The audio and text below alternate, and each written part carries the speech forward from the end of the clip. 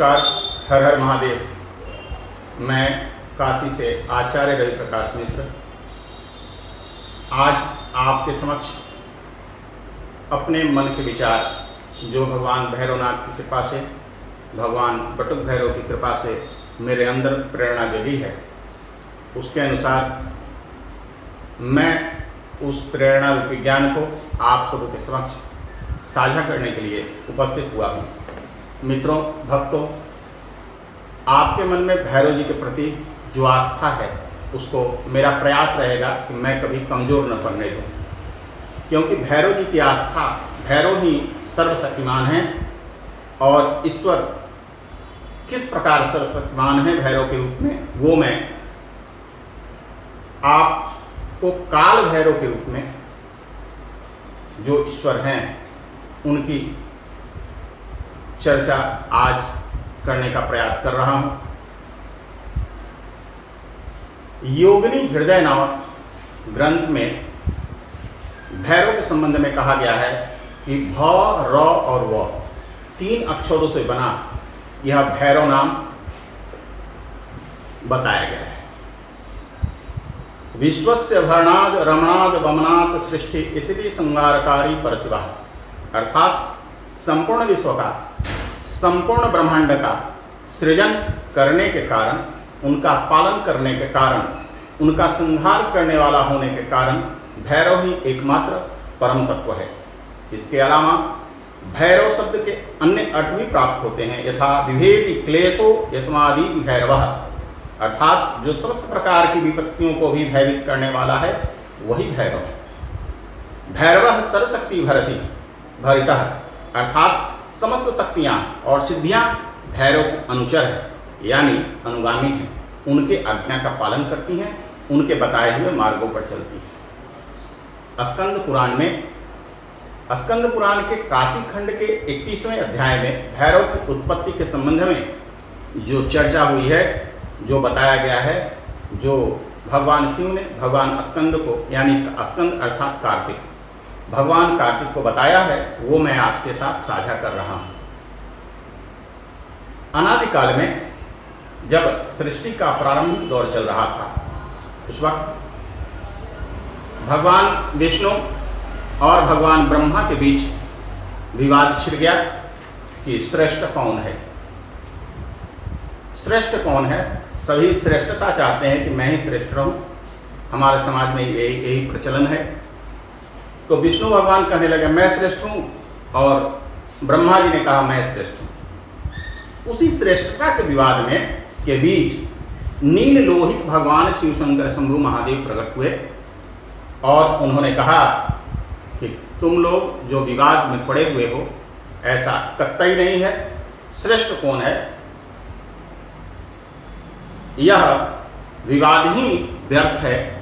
श्रेष्ठ मैं हूं और बाकी मेरे समकक्ष हैं। इस स्थिति को देखते हुए ब्रह्मा जी ने उनकी निंदा करनी प्रारंभ कर दी और महादेव को वह सारी बातें सुनाई जो उनको नहीं सुनाना चाहिए। मित्रों, आप सबों की भक्ति भैरव के प्रति बहुत ही अधिक है, ऐसा मुझे पूर्ण विश्वास है। ठीक उसी वक्त भगवान शंकर के शरीर से नील लोहित भगवान शंकर, जो उस वक्त त्रिशूल डमरू धारण किए हुए खड़े थे, उनके शरीर से एक बालक अलग हुआ।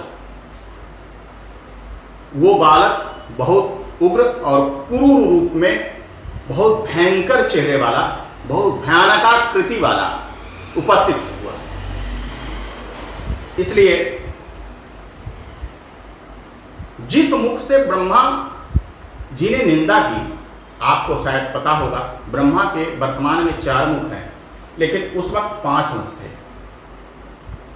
आज ब्रह्मा के जो 4 मुख हैं वह 4 वेद के प्रतीक हैं, और 5वां मुख निंदा करने के कारण, महादेव की निंदा के कारण वह मुख पापग्रस्त हो गया।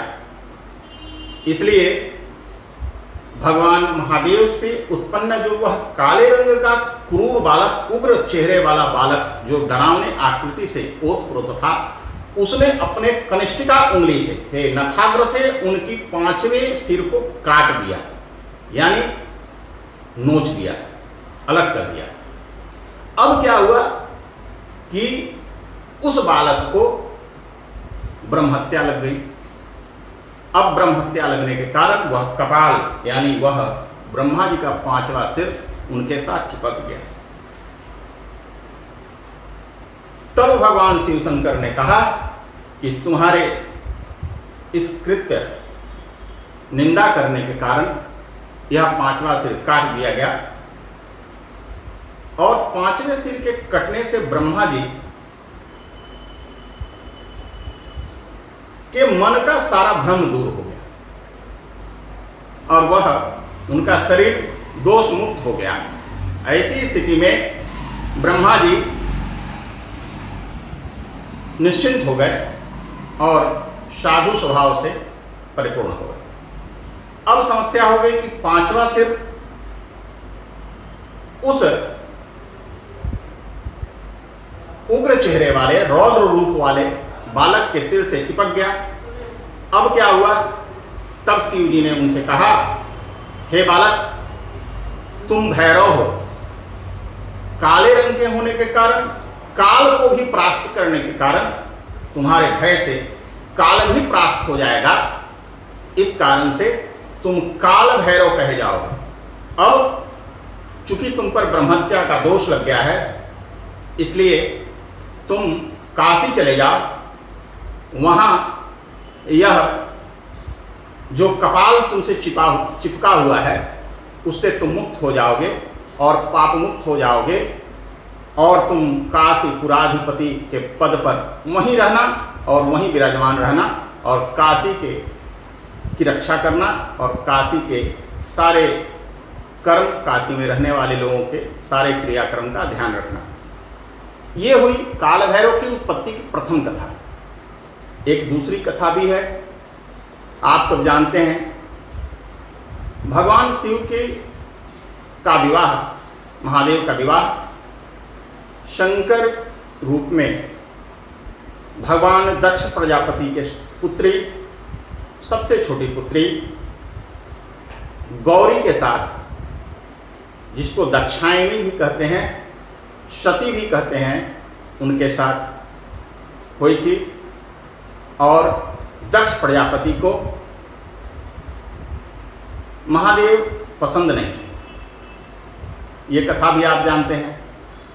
और दक्ष प्रजापति जी ने यज्ञ किया, उस यज्ञ में गौरी यानी दाक्षायणी को, यानी शिव की अर्धांगिनी को नहीं बुलाया।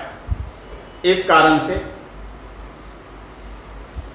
बिना बुलाए, शिव जी के मना करने के बावजूद दाक्षायणी अपने पिता के यज्ञ में शामिल हुई और क्रोध और अपने पति का अपमान न सहन करने के कारण अग्नि को समर्पित हो गई।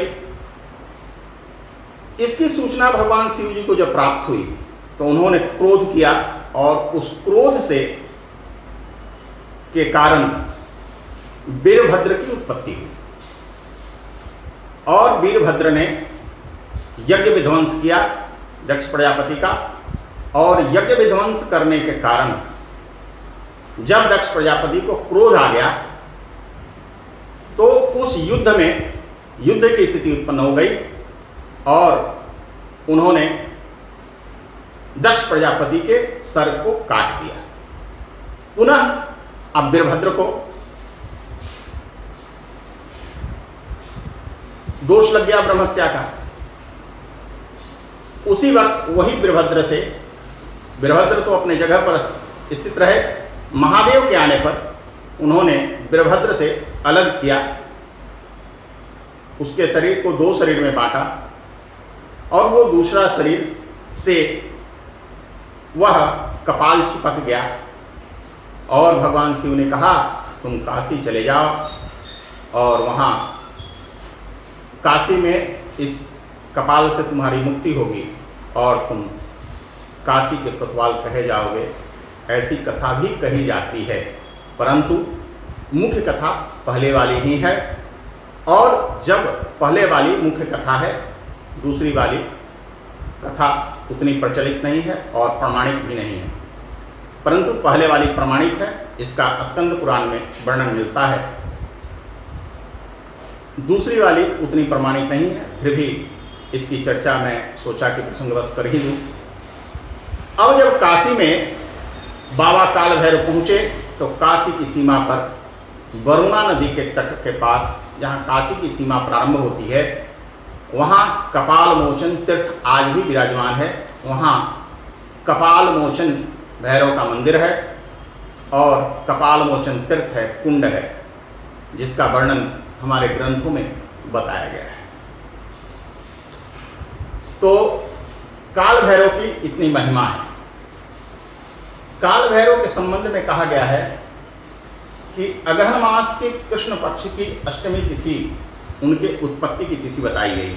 उसी अनुसार सभी भैरवों की जन्म की तिथि उसी दिन निर्धारित की गई है और लगभग उसी दिन सभी भैरवों के का जन्मदिन हम मनाते हैं। हमारे समाज में मनाने का प्रचलन है। इसी से उनको कहा गया काशी का पुराधिनाथ काल भैरवम भजे। यह काशी के पुराधिपति हैं और काशी के कोतवाल कहे जाते हैं और काशी में उनकी इच्छा के विरुद्ध कुछ भी नहीं हो सकता। कोई भी, यहाँ तक कि महादेव भी उनकी इच्छा के विरुद्ध कुछ भी, कोई भी कार्य नहीं करते। अब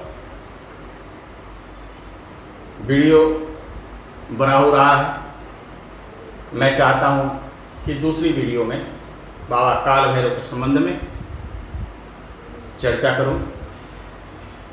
आप मेरे साथ जुड़ने के लिए ईमेल आईडी का सहारा ले सकते हैं। मेरे नंबर 9335184503 पर संपर्क कर सकते हैं। व्हाट्सएप नंबर भी यही है। और मेरे इस वीडियो को कृपया करके लाइक करें, शेयर करें और सब्सक्राइब जरूर करें, ताकि जैसे मैं वीडियो डालूं आप तक शीघ्र पहुंचे। शेयर करने से आपको यह लाभ होगा कि आपके जो और भैरव के जी के प्रति श्रद्धा रखने वाले भक्तगण हैं, उन तक यह वीडियो पहुंचेगी। अब मैं अगले वीडियो में इस प्रसंग को आगे बढ़ाऊंगा। तब तक के लिए नमस्कार। हर हर महादेव।